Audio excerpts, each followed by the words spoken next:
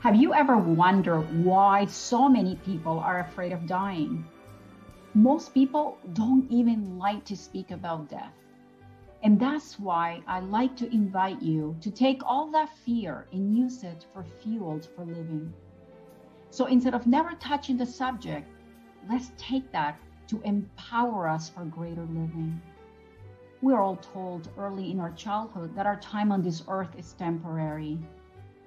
Yet, even knowing that, most people are not conscious that they're living on borrowed time. We act and live as if we had all the time in the world. And while there is positives to that, it also drives us to take life for granted. It's like we live on autopilot and many never truly live. Ross Williams said, "Every man dies, not every man lives."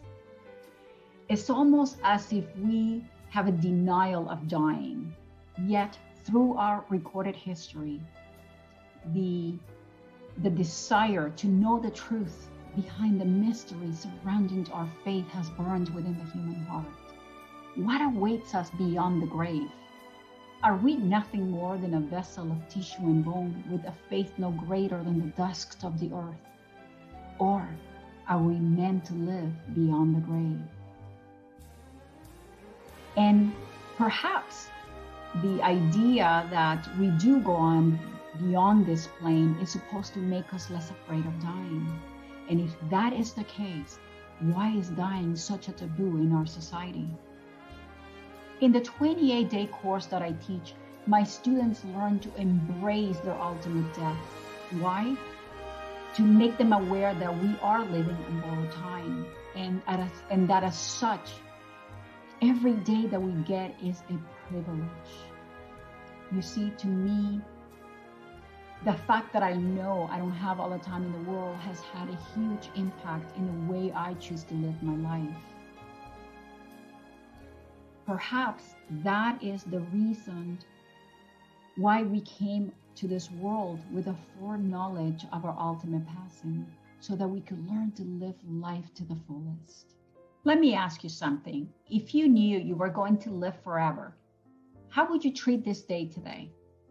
Right? Probably in no way special. But if you knew that today was going to be your last day, how would you spend it? What would you do?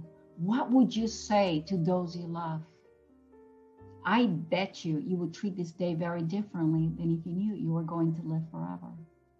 See, my students have learned to embrace dying because in embracing their mortality, they embrace living.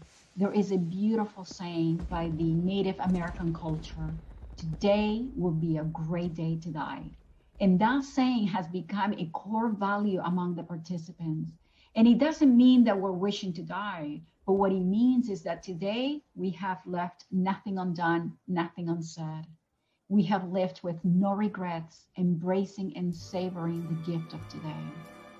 So I'd like you to think about this message and take it to heart. My wish for you is that you use your fear for death and use it to fuel you, to propel you, to look at your life with wonder, so that you can live each day as if it was your last.